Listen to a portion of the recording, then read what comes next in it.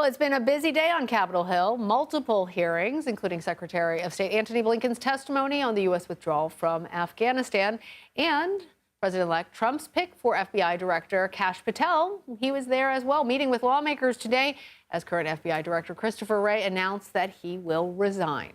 CBS News congressional correspondent Scott MacFarlane is on Capitol Hill. Good to check back in with you, Scott. So the U.S. Capitol Police Chief is testifying on swatting threats to members of Congress, including a fatal incident related to Marjorie Taylor Greene in Georgia. What did the chief have to say? Yeah, Lana, it's such a busy day, Lana. Some very impactful things can fly below the radar, and this is one of them. A few moments ago, the U.S. Capitol Police Chief, Thomas Manger, testified that in the past month, there have been more than 50 swatting attacks against members of Congress. That is a preposterous number. Swatting attacks are distinctively dangerous. There was a fatal incident, as you mentioned, involving a Georgia congresswoman. Somebody responding to the swatting attack at her home died. But there's always a risk with swatting attacks. And for those who don't know, a swatting attack is when some perpetrator calls police and lies that there's a mass shooting or some type of terroristic threat going on at a target's home. The police respond en masse to that target's home, and sometimes there could be miscommunications. Sometimes there can be shots fired, even though all of it's a hoax. Members of Congress are being targeted in a distinctive and high-volume way over the past few weeks during this very politically toxic moment, in this moment of high-volume political threats. A lot of the Capitol Police Chief also added that in the past month there have been 700 threat investigations involving members of Congress. They only have so many agents here, Lana. They got about 20. They are trying to work through these as fast as they can, but the Capitol Police Chief acknowledged they are undermanned for this threat environment. And Scott, we also know that a man was even arrested just yesterday, I believe, for allegedly assaulting Republican Nancy Mace on the Capitol grounds. So it's not just happening it's actually happening on the Capitol grounds, which is heavily patrolled and enforced. So this is all of a lot of concern. What more are we learning from this testimony? Well, the allegation from Republican Congresswoman Nancy Mace is that, yes, she was physically assaulted and injured here at the complex, and that is quite something.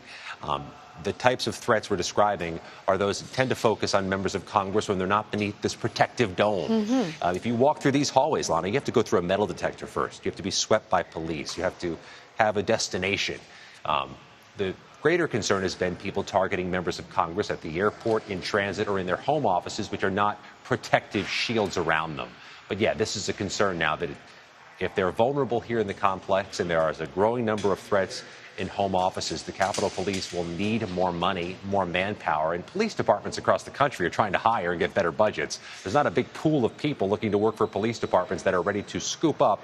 There's competition for those recruits. Scott, let's also talk about some of the many people who are there at the Capitol today. One is the person that the president-elect has tapped to replace outgoing FBI Director Christopher Wray. I'm wondering if you heard any more reactions to Wray's announcement that he's resigning at the end of the Biden term, or with Kash Patel meeting with lawmakers. Yeah, as we speak, and as this resignation from Christopher Wray was announced, Kash Patel was going door to door, meeting with senators, trying to court their votes. So far, he's meeting with Republican senators, those closely aligned with Donald Trump. Not expected to have any dissenting voices from those meetings, but he's making the rounds. The Democrats who've responded so far include the Senate Intelligence Committee Chairman, Mark Warner, who told CBS News he has grave concern that a president is in effect firing an FBI director and trying to hire his own. There's an independence that is supposed to be between the FBI and the White House that is being knocked down through this process. There's a reason FBI directors get 10-year terms, so that they're not at the whims of the president or a political party.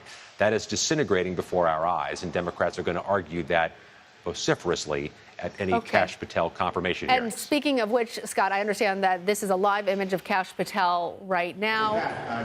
He paused for a moment, did not look like he had a lot to say. In fact, our cameras caught him earlier there at the Hill, and again, didn't say much about Christopher Wray, but did say that he would be ready to go on day one. Scott, anything more that you're hearing about the nomination process and confirmation process ahead for someone who is potentially going to face a lot of tough questions from lawmakers before assuming that top job at the FBI? Yeah, I could hear that stampede of people following Kash Patel because it echoes off the marble here in the Russell U.S. Senate building. Kash Patel was just down the hall away. There's a couple things going on here. There's a lot of time until the confirmation hearings. Seems like it's next week or later this month. It's actually not till January. It's a lot of real estate between now and then for things to bolster Kash Patel's fortunes or disintegrate them. So we'll watch for that. But there is something working in Kash Patel's advantage. And the same thing is helping out Pete Hegseth, the defense secretary nominee, and Tulsi Gabbard, the intelligence director nominee. They're all coming through here at once, which dilutes the attention we can pay, and Democrats can pay to any one of them, almost like they're pass blockers for each other. Democrats will come well equipped for confirmation hearings. I expect them to press Kash Patel in particular on whether he's going to be independent of Donald Trump. He was right there with Trump after the 2020 election, making those baseless claims of fraud, trying to perpetrate the conspiracy theories that Donald Trump was giving after November 3, 2020. He'll be asked about that, too.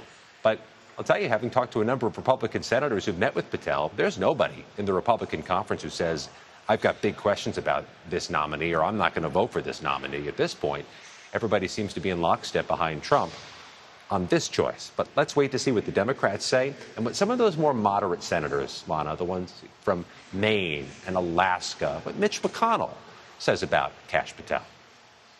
MacFarlane, thank you. And we want to play a little bit of that sound as President-elect Donald Trump's pick for FBI Director Kash Patel spoke on Capitol Hill following the news that Christopher Wray will resign from the post. Let's listen. Excuse me, guys. Excuse me. What's your reaction? We look forward to a very smooth transition, and I'll be ready to go on day one. The senators have been wonderful, and I look forward to earning their trust and confidence through the advice and consent process and restoring law and order and integrity of the FBI. Thank you. The right decision. So, get back, get back. All right. Similarly brief remarks from Kash Patel, President-elect Trump's pick for FBI Director. He is there on Capitol Hill. He's trying to court support, as you heard from him, following the news that Christopher Wray will resign from the position.